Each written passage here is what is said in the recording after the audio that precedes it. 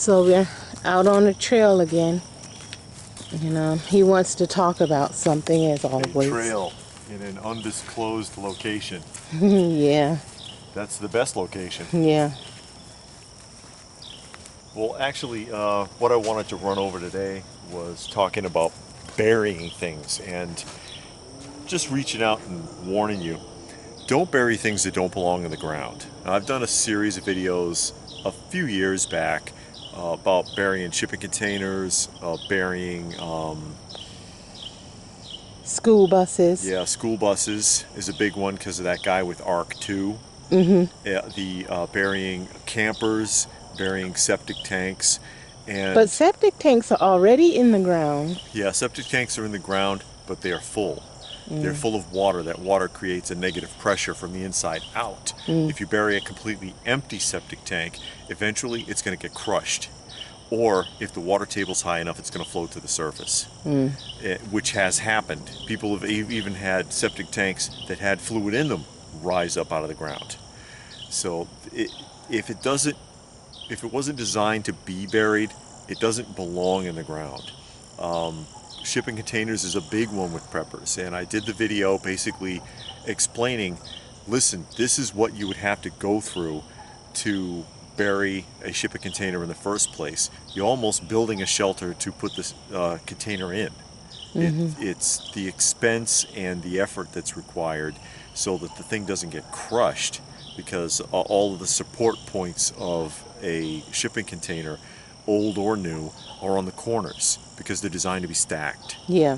All right, but they're not designed to have surface contact pressure across the top of the sides.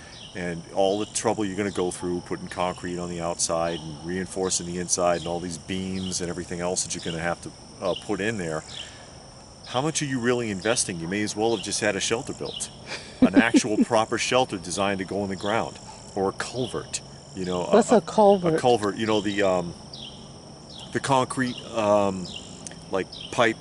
Okay, because I was going to bring that up. Yeah. Okay. Those are designed to be put into the ground. Yeah. They're made that way on purpose. The shipping container is not. You'd have to bend over backwards to get it to get in there right, and it could collapse. It's going to absorb a lot of moisture. You can have all kinds of problems with it. Again, septic tanks, not meant to go in the ground. Negative, with no negative pressure, no fluid inside, air being inside isn't enough. It'll get crushed. Think of a submarine that goes too deep. It's going to implode because what's inside of it isn't solid enough to keep the walls where they belong. Burying the school buses. Have you ever seen ARC 2? It's a disaster. The whole thing is leaking and collapsing. School buses are designed to be protected from a rollover. They're not designed to be buried. And a camper is even more unstable than a school bus. Okay, Campers are made out of garbage. Just for clarity, yeah. ARC 2, because you brought that up twice. Yeah. What is ARC 2? ARC 2 is, you probably, I think they showed it on Doomsday Preppers. This old prepper guy, and he bought like some crazy number of school buses, like 40, 50 school buses or something, and interlocked them and then buried them to make like a complete underground structure. But the inside of that, it has not held up well. It's all rusted out. There's water pouring through it everywhere. It's fallen apart. It is not safe. It is not safe. And some people, you know, for a storage, have buried a school bus, or like same thing as burying a shipping container. But that's not a shelter. You know, partially burying something like that for a storage maybe, and it's still going to absorb a crap ton of moisture, but it doesn't belong under the ground. It's just a bad idea. And I bring that up because I'm constantly getting comments on that about, oh, well, you don't know what you're talking about. No, I buried a container. Congratulations. Good luck living in it if something goes down. It's not going to be what you think. And you had one that held up for a while. Again, congratulations. Is it really in livable condition? There are very few people that can say that it is. If it's not designed to go on the ground, you probably shouldn't screw around with it, is what I'm warning people about, and that was the purpose of those videos. Now I know, I'm sure the price has gone up because I remember I worked for the railroad for some Yeah. years, and at one of our railroads, they had literally thousands of containers, Yeah. and they were old ones, and they used to sell them. And sometimes on Craigslist you can find it, and they're cheap. Well, they Yeah. were. I haven't looked at it in a long time, but they're fairly cheap. You can get it for like, well, at that time you can get you could get it for like between $800 to $1,200. Mm-hmm. And I'm guessing, and I'm almost positive, that's why a lot of preppers go to it, Yeah. because it's a cheap alternative, and they just want something cheap that they can afford. Because prepping, and I don't want to call it a hobby because it's not really a hobby, Yeah. Not because really. it, Well, it, for it some it is. for It some it depends on how is. serious they take it. But Yeah, but it I should know what be you're a saying. way of life. Yeah. And they're thinking about the future and their families, and they want to do something to keep them safe. But you have to think of all it Yeah. entails. You're not just going to dig a hole and throw a container in it and oops, I've got a shelter. It doesn't work like that. And for the amount of effort and money that would be involved to do it right, you'd have been better off just buying a professionally done shelter in the first place, which was kind of the point I was trying to make. And the other one, since you brought up railroads too, is the bit about railroad ties, because I get a lot of slack for that on my top 10 like Mythbuster kind of video that I did quite a while ago. And people, you don't know what you're talking about.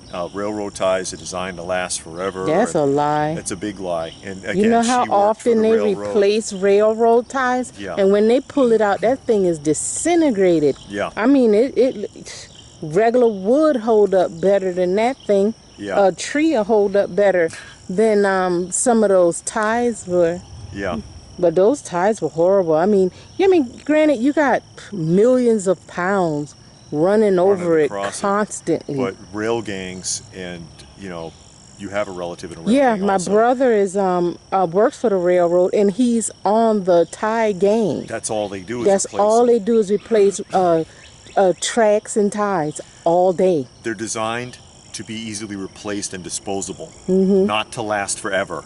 Okay, that's not what they're really made for. They last forever in your for landscaping, because I had got some for landscaping. They're great for On the landscape. surface, Yeah. but if you pull one out, it's all eaten up on Yeah.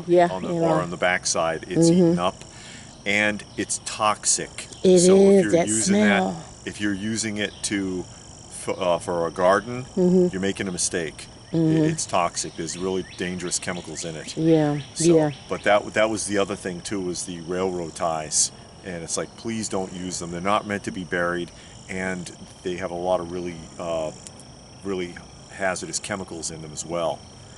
But I just wanted to throw that out there, because again, I get tons and tons of comments about that, and some people get what I'm doing in those videos, and some people get upset. It's like, oh, I buried a container, and oh, you're talking about a used container and versus a new one, and okay, whatever, Yeah. Also, if it's a used container, you don't know what was in it. Yeah. It's not always just regular soft goods. I mean, regular like boxes. Yeah, they weren't all transporting stuffed animals, okay? Yeah. Some of it had a lot of toxic chemicals. Some of it could have had radioactive material. You don't know what was in there. Yeah.